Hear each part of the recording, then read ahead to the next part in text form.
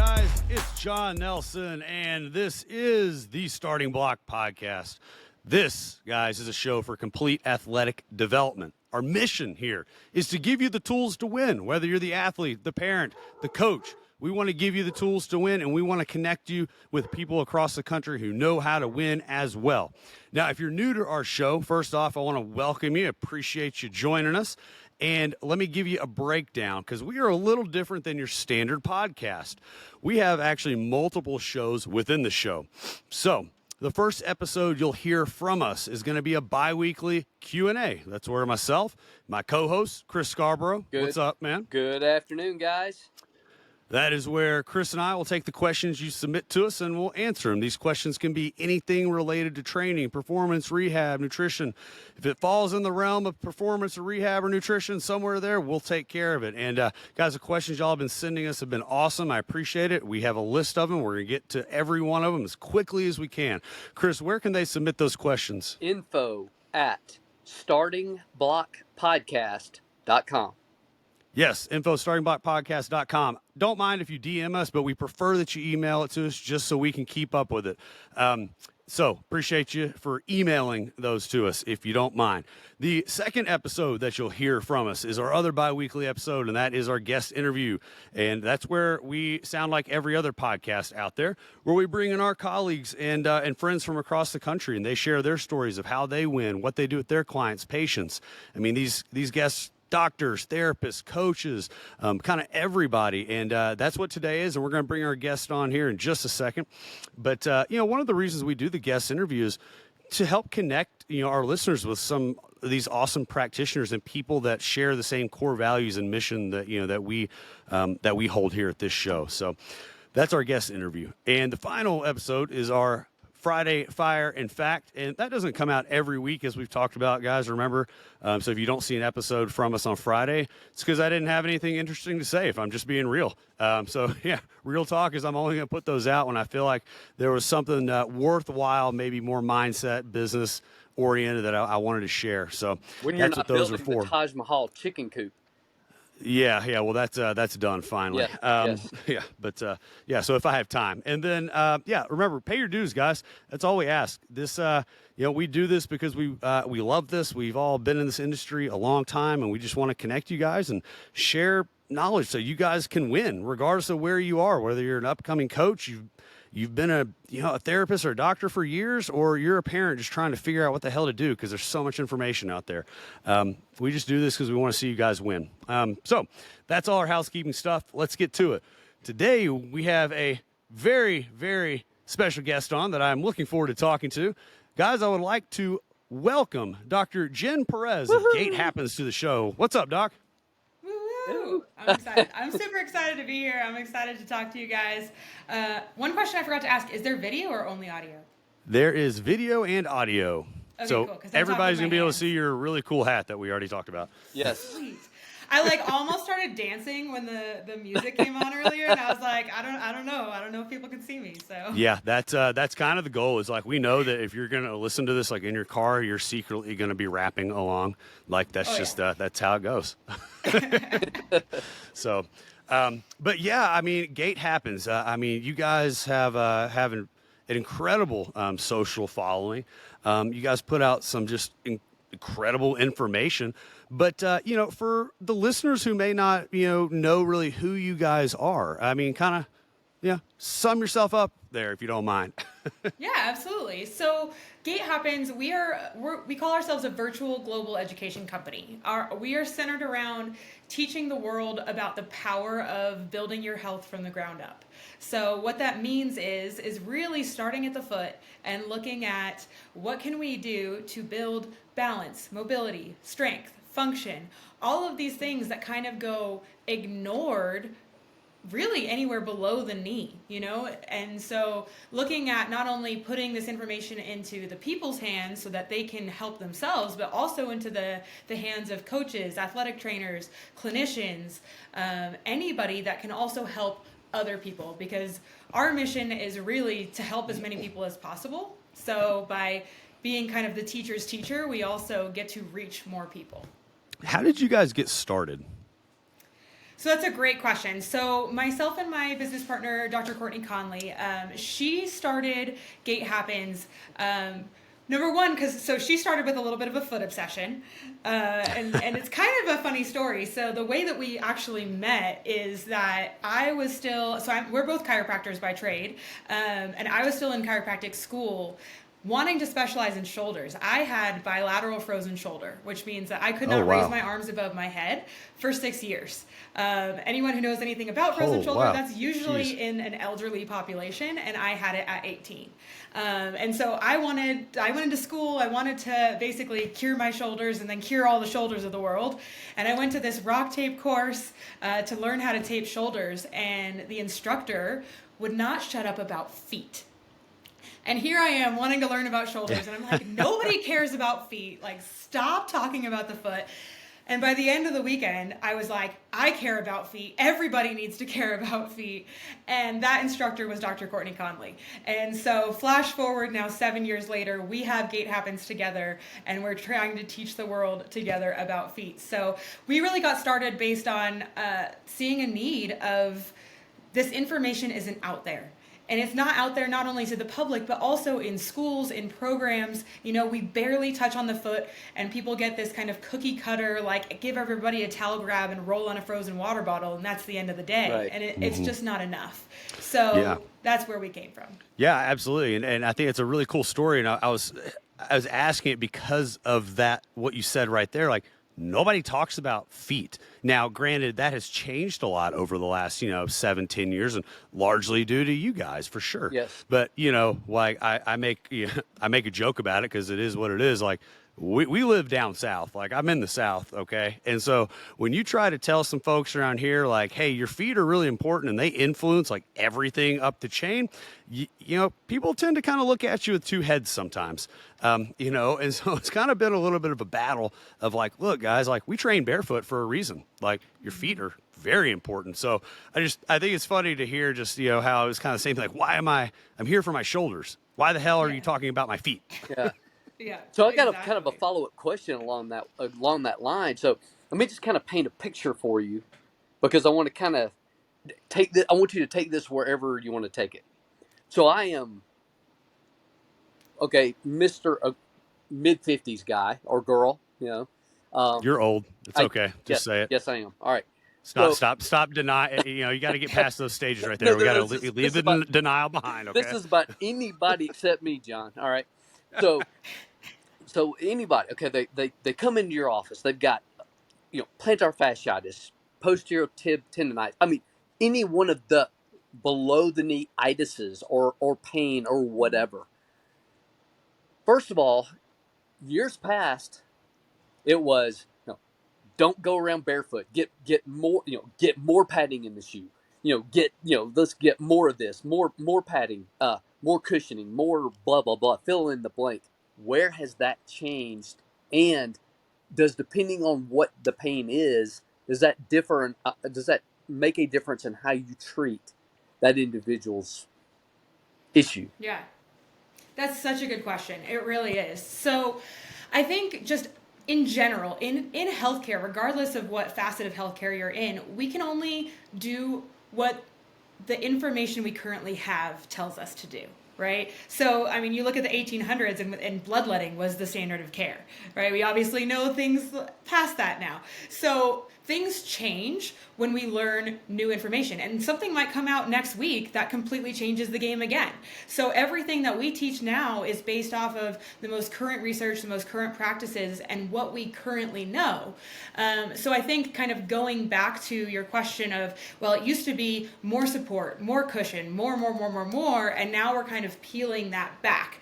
And so I'm going to kind of split this into two different answers, if you will. So the one part of that is actually beneficial is offloading symptoms, right? And I think that that's where we had the best intentions of trying to support the foot and trying to incorporate this cushion was we found, okay, it helps with symptoms. It helps them feel better, right? But the kind of catch-22 there is the long term. And that's what I think kind of got overlooked when we went really, really heavy on this like maximalist shoe wave, if you will.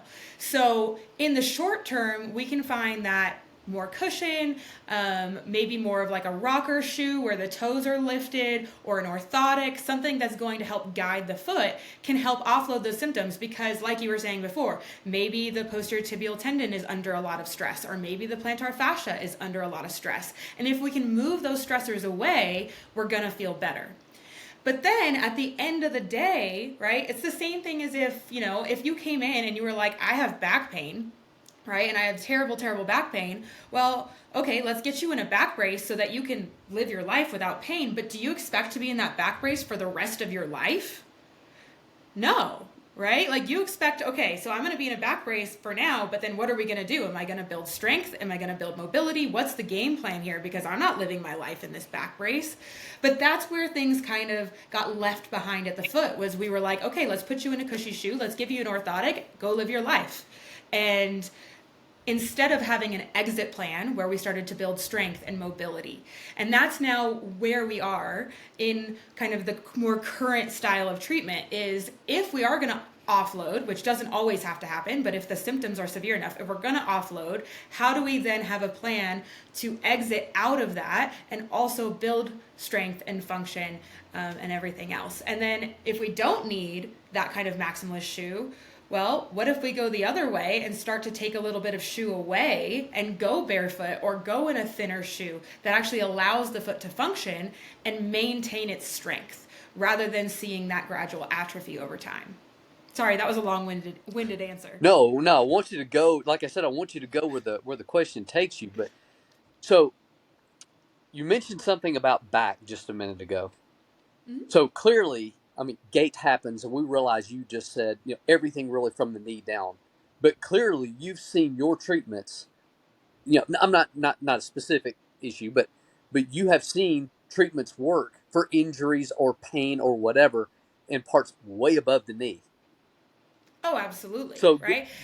And both from a biomechanical perspective, but also from an anatomical perspective, it's all connected, you know? So when we look at, actually, one of the really cool areas, it's not necessarily the back, but one of the really cool areas where we're seeing more focus in treatment right now is the connection between the foot and the pelvic floor.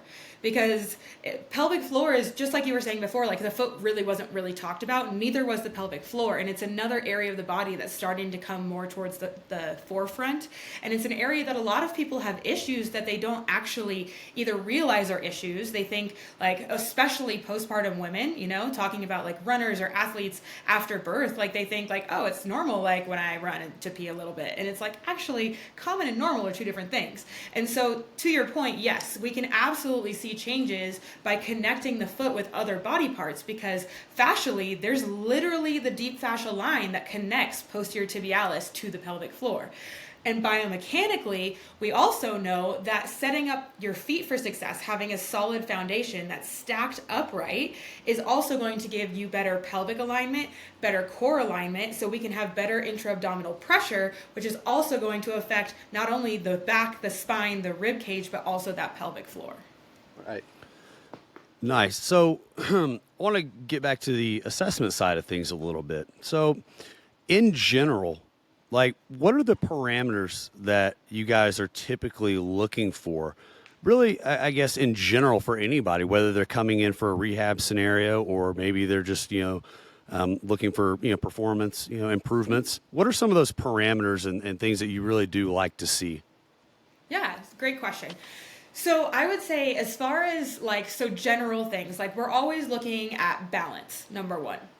Can we balance for 10 seconds eyes open, 10 seconds eyes closed? And you would be amazed how many people cannot do that, right? And especially if we're talking about athletic performance, okay? Because walking and running is majority on one foot. So if we can't actually control our body when we're on one foot, whether we're talking about foot, hip, core, whatever, that's a major red light. And that's definitely an opportunity to improve performance.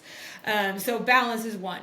Heel raises is another. I think heel raises as an assessment is really, really powerful, because we can see calf strength, we can see foot strength. If they start gripping their toes, we know that there's some kind of instability, whether that's a lack of strength at the foot or somewhere higher up the chain, like hip instability, something like that.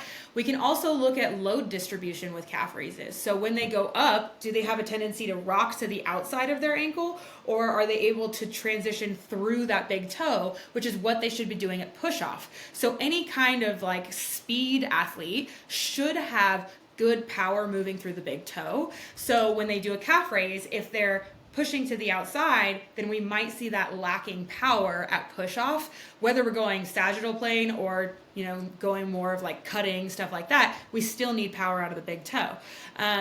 Another parameter we're looking at is we always measure toe strength, which people always laugh. They're like, is that actually something that you can measure? And yes, we have a toe dynamometer, which is a little device that I can get an actual number on. And I'm looking for, so baseline, base populations, anybody should be able to hit 10% of body weight out of their big toe. And then we're looking for 7% of body weight out of the outer toes, right? Big toes, big for a reason. It should be stronger. But then in our athletic populations, those numbers should almost double depending on what kind of and what level of athlete we're talking about. And I will say that the people that come into my office are typically in pain, but I can count on my hands how many times someone has come in and they have hit those numbers out of the gates. So most people are lacking in intrinsic foot strength. Why is that? Oh, it's such a good question. Such a good question. And this is speculation, right? I can't say that like this is like proven by the research, but I will say, going back to that kind of shoe conversation, is when we're in a shoe that does the work for us, we don't need to do the work, right? So over time, that's going to lead to atrophy. So when we have a shoe where we can get away with not actually activating the muscles of our foot, then we don't use the muscles of our foot, and over time we lose the muscles of our foot. That's one piece of the puzzle. The other piece of the puzzle when it comes to footwear is the shape of the toe box. So if we so for anyone who doesn't know what a toe box is, the toe box is the shape of the front of the foot, so in front of the laces here. Most shoes, including like your trainers, your sneakers, most of them, if you were to put your fingers on the sides of them, your fingers would point towards each other, meaning the front of the shoe is angled inwards, okay? And I'm not just talking about your stilettos here, okay? But the foot is shaped with the toes facing straight forward. So if I put my foot into a shoe that makes my toes go like this, then I am absolutely affecting the function of the foot. Because there's something, and I don't want to get too technical here, but there's something in the foot called the tie bar mechanism. And essentially, as our foot is able to spread, we stiffen a ligament that crosses our forefoot, which also stiffens the plantar fascia for us to be able to push forward. So without getting that spread, we can't get that basically stiffening of our foot in a good way. So we lose out on the activation of our foot there too. So I've got a question specifically, by the way, Dr. Jen, earlier today on the day we're recording this, was also doing an Instagram live, and I caught part of it. And now this was a particular person, all right, that happened to agree to be assessed for video, but they were not able to get the base of their big toe down. In other words, you know, the base. So in other words, I guess that transverse arch, that transverse ligament that you were referring to just now, was that somehow when that Related? Yes. Are those two things related? Yes. I've got my toys. All right. Cool. Okay, I don't go anywhere with my without my handy dandy foot model here. Awesome. So they're related, but they're not exactly the same thing. So, but I do think that this is important for people to understand, because it's something that, I mean, I'm working with like 90% of my patients on getting through the big toe. Like, if there's like two big takeaways of like, what can I do for my foot? It's strengthen your foot and move through your big toe. Right? Right. So the moving through the big toe. So essentially, when you look at the toe, and you guys can see that, right? Yes. Mm-hmm. Okay, so we're looking at the big toe from the inside here. If I was to just lift up my big toe, can you see how all I'm doing is just jamming the top of that joint? Yes. Yeah. Okay, so the way that the big toe actually works is it's a slide and roll mechanism. So essentially, if I push down through the ball of my foot, now I can actually slide upwards, and I'm exaggerating here, okay? toe doesn't dislocate. But when I slide upwards, that allows me to roll over the top of that joint. So that is how the big toe works. And so in that case that you were talking about, basically that person had a history of ankle sprains. She wasn't able to make good contact with the ball of her big toe. And as a result, she was getting pinching at the top of the big toe. And the whole reason was because she wasn't able to get that downward pressure that allows that sliding mechanism of the big toe.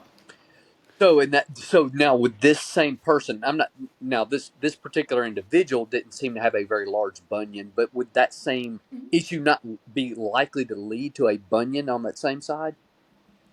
Yeah, I mean it's kind of the chicken and the egg, I would say. So that the typical diagnosis there is functional hallux limitus, where essentially because we're limited in range of motion, that's kind of the term that we throw around. And more so, if I can't go through the big toe, now when I go into walking or when I go to run or do any kind of sport, jumping, whatever it may be, right? Because I have pain at the big toe, I'm going to avoid that area, and I'm going to either do it by going off my outer toes, or in most cases, I actually end up spinning my foot outwards and going across my big toe instead of through my big toe.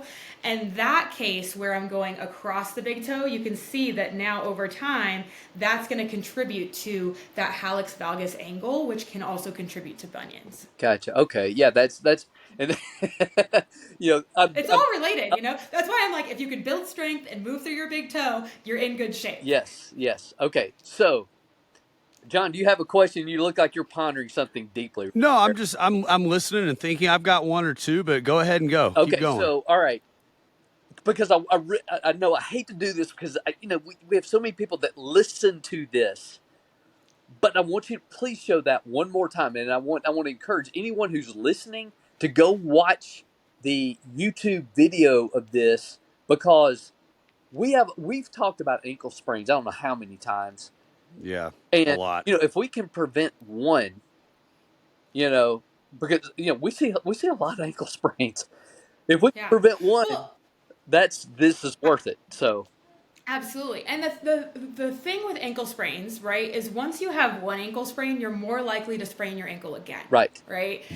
And so it's kind of cyclical. So going into that even just a little bit further, right? So we have, and I'm going to do my best to verbalize as well for those listening, but we have muscles that go down the outside of our leg called your peroneal muscles, okay? The updated name is your fibularis muscles, but we're going to stick with peroneals.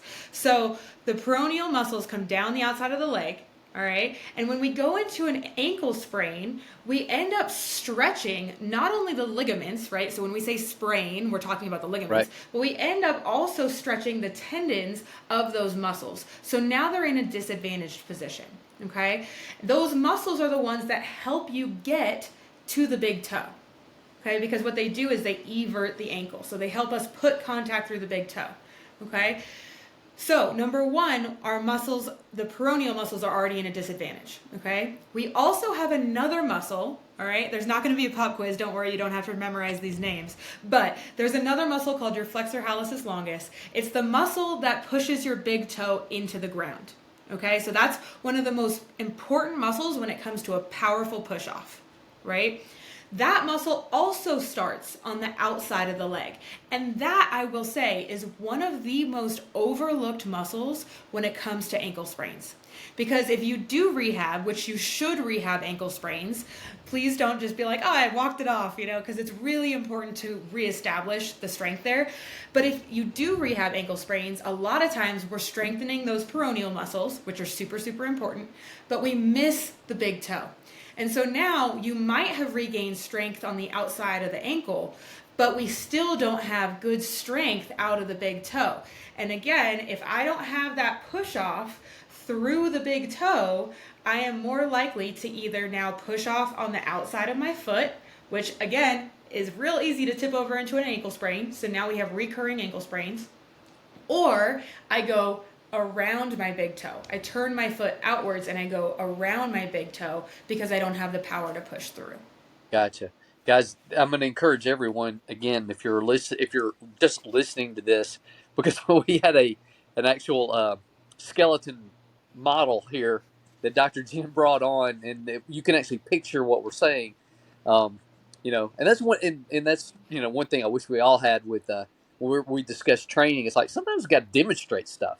Well, that was a great model. Okay, sorry, John. Like I said, No, Sorry for those that was listening. great because it got me thinking of kind of the next thing. We were talking about the peroneal muscles, and obviously we focus on them a lot during ankle recovery, but it's a very common theme. I tend to see the peroneal muscles, particularly the longest, just consistently inhibited with, all kinds of populations, and I've never really had an answer for why. But you're saying that the big toe can definitely influence that. Absolutely, and vice versa, right? So absolutely, peroneus longus. So when I was talking about the head of the first metatarsal, how it has to go down in order for the big toe to extend, right? So the ball of the big toe has to go down in order for the big toe to extend. The muscle that does that is peroneus longus. So I think it kind of goes both ways of, if we have an inhibited peroneus longus, then we're not going to be very good at moving through the big toe.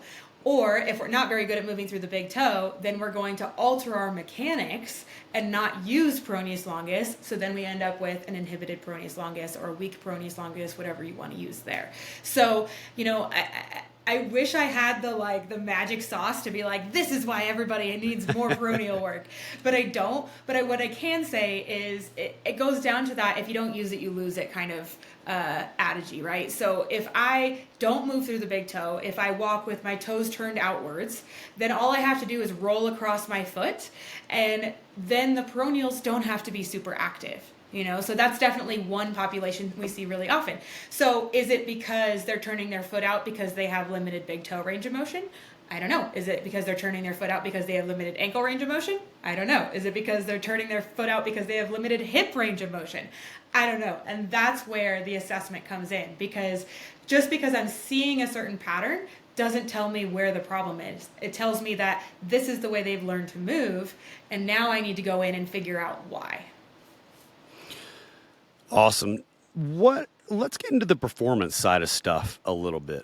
I'd love to hear, your take on what you want to see, the foot doing in more of a dynamic movement. So whether that's running and it's, the push off, or, the absorption phase, like, landing, any of them. I just kind of like to hear what you see are the mechanisms of movement in the foot there.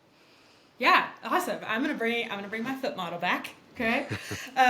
So basically, guys, you're gonna have to watch on YouTube. I'm sorry, guys. I'm sorry. No, it's awesome. It helps drive our YouTube page up. Yes. So keep I'm going. so glad this wasn't audio only. Okay, so when it comes to the foot, there's two main functions of the foot. Okay, number one is shock absorption. So this is where we're talking about, like you said, landing a jump, right? Our volleyball players, they go up, they got to come back down, okay? So being able to, when the foot hits the ground, being able to spread, splay, and absorb the shock that comes from the ground. Because we know for every action, there's an equal and opposite reaction, right? So when I hit the ground hits me. And that force has to go somewhere. So our first line of defense is the spreading of the foot, okay? So that's number one. Right? That also goes, for the record, when it comes to the gait cycle, when I'm hitting the ground, right? So as the foot hits the ground, the first half of the gait cycle is all shock absorption, where I'm trying to kind of see that arch lower, change shape. I should be spreading. We should see that pronation. Pronation is not a bad thing, by the way. It is not a bad word. It is a necessary motion at the foot. So we pronate, we lower that arch, we shock absorb. The second half is now propulsion. This is where now the foot needs to stiffen, right? So think of stiffening like stiffening a diving board, right? We want to be able to jump off, so we need it to be stiff. So we want the foot to then kind of lock and stiffen so that we can propel forward. And this goes with running. It goes with jumping. Really, any of the motions where we're trying to move start at the foot. So that is the two roles of the foot. Those are the two main things that I want to see out of a foot, especially when it comes to my athletes. Can their foot lower and pronate and shock absorb well? And then can we get into that stiffened position to push, jump, run, whatever it may be? Which if we So let's to that, go ahead, Chris. oh, sorry.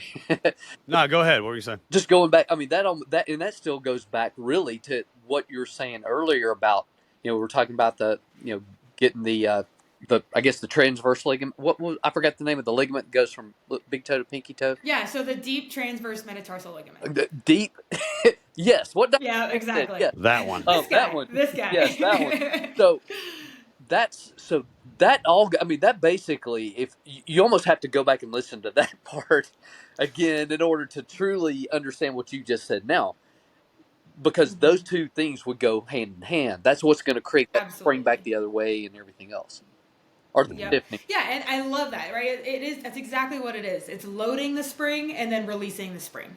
Yes. Yep.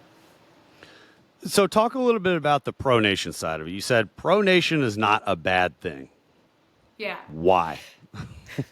And to what degree? Yeah, right. So I think going back to the conversation we had earlier of like common conceptions we used to have, right? For a long time, people became scared of pronation. They're like, oh, my feet are pronated. My feet are pronated. Well, pronation is just a motion, right? I would love to kind of simplify and say that pronation is lowering the arch and supination is raising the arch. For the sake of simplicity, if you're listening, that's what we're going to roll with, okay? But really, the motion at the foot is much more complex than that, right? If you look at the structure of the foot, we've got 28 bones, 33 joints, hundreds of muscles, tendons, and ligaments. It's a very complex structure. Right? It's actually a structure that a lot of engineering is based off of, thanks to Leonardo da Vinci. So if you want to be super nerdy, you can go look into his research that all started with the foot. But, oh shoot, now I got derailed. What was I saying before? I don't know. You derailed me too. Well, I know. Something about engineering. We're back to what I was going to say. Yeah, because you're dealing with arches and you're dealing. Oh, pronation. Why is pronation a bad thing? Yes, exactly. I'm sorry. Hey, it's authentic. I told you. There's no script here. This is authentic, and there's no editing either.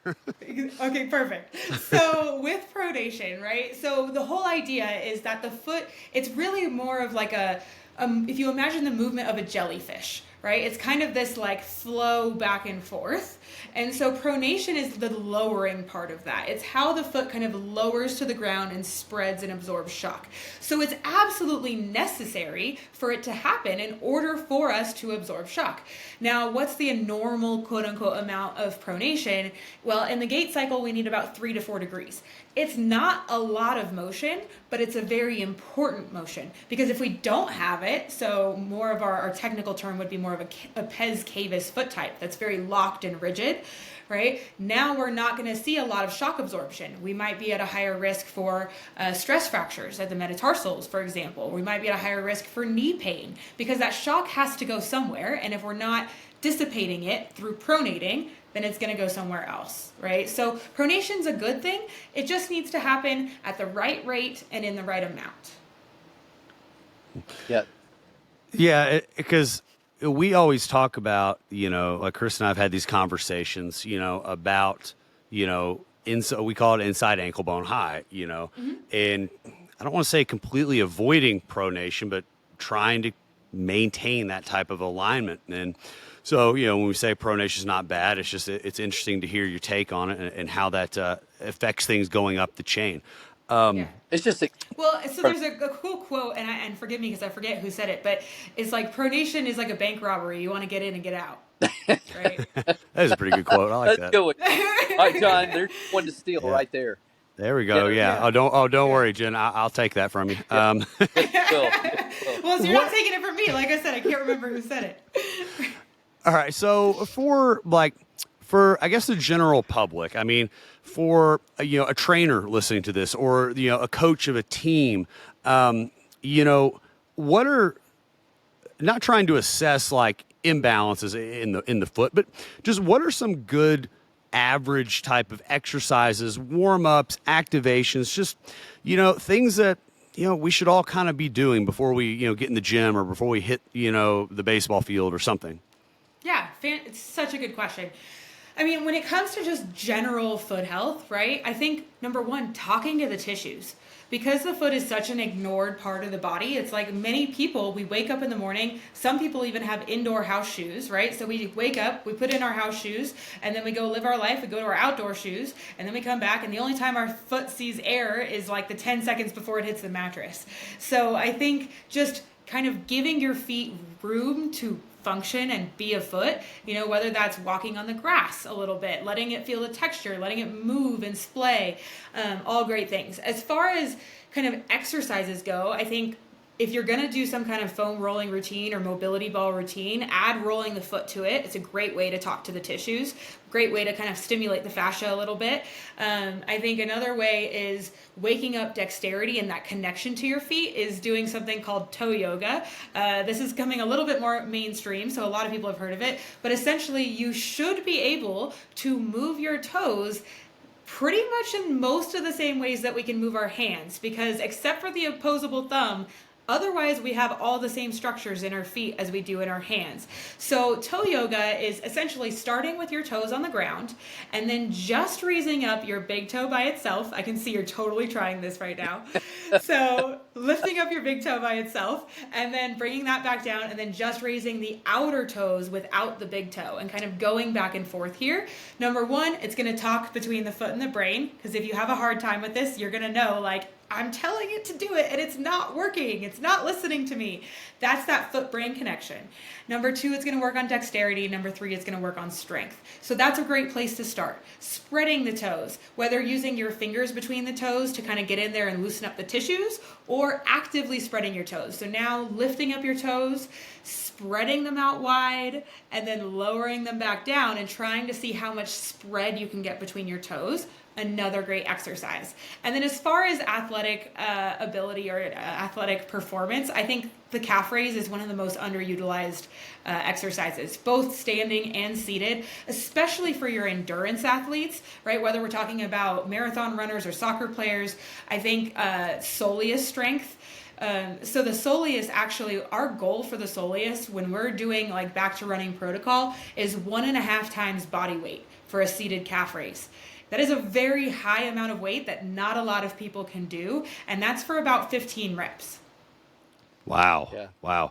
Yeah. That's impressive. Yeah. Now you talked about, like, I call them toe cars, like, and that's kind of backtracking a little bit. Like, what opened my mind up to, the feet was going through all the functional range conditioning, courses with Dr. Spina and all that. And like doing all the toe cars. And I remember sitting there in, the course, and I was sitting there with actually Garrett Salpeter, the founder, the CEO of NewFit, and we're sitting there together, and like neither one of us could lift our big toe.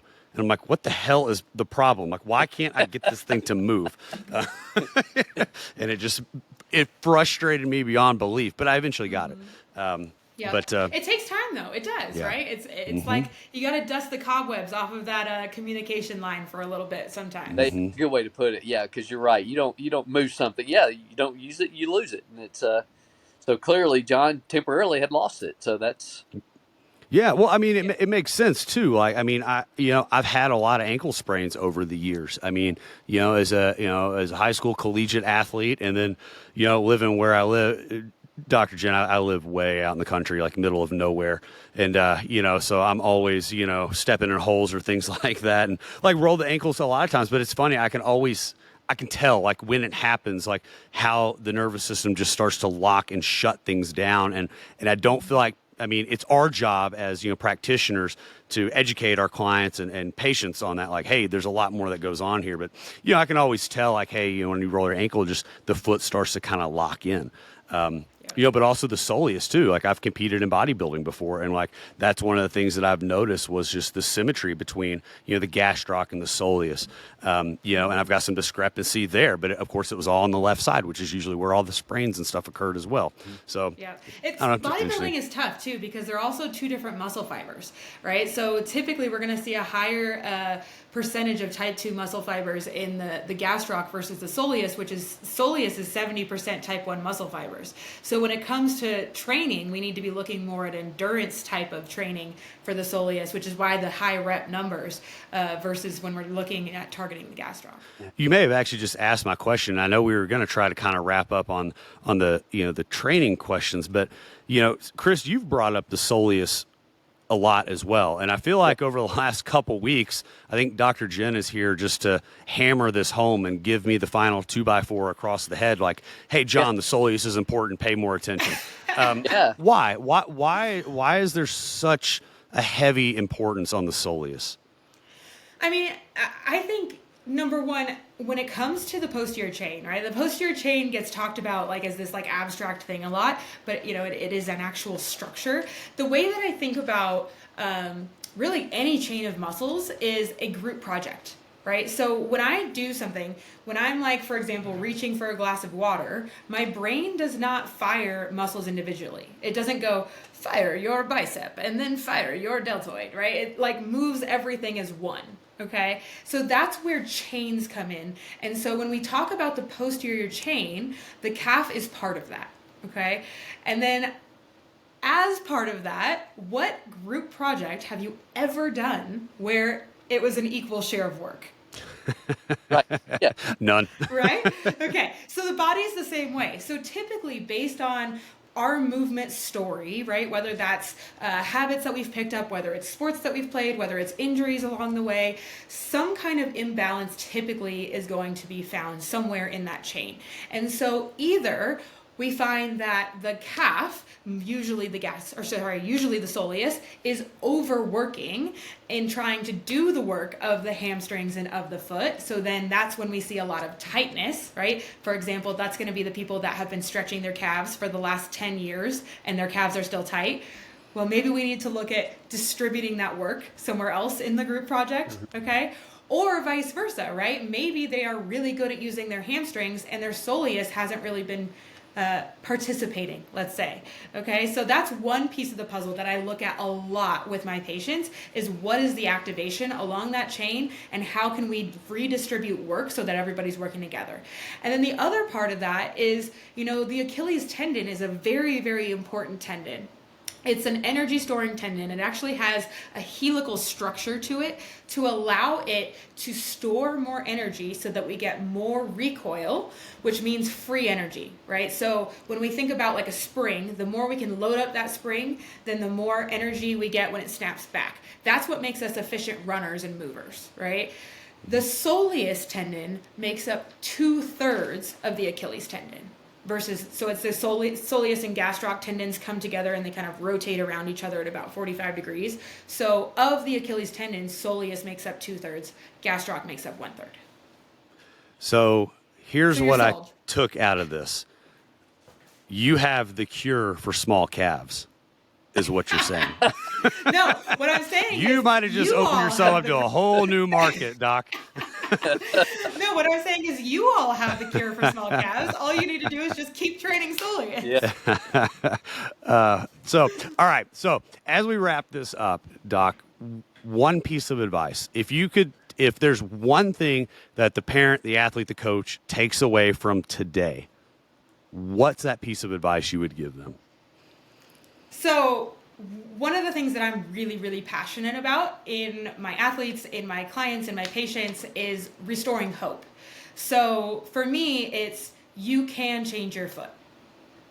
And it's that simple, right? So like you're not stuck with the foot that you have, whether you need more mobility, whether you need more strength, whether, we're 6 surgeries down the road and there's something that we can do to accommodate, there's always something we can help with. So you can change your foot. That's awesome. Thank you. I love that. That was good. There's always hope. I love that. All right, Doc, where can people find you? So Gait Happens, we are an online company, so we are all over the world. GaitHappens.com is the best way to find us.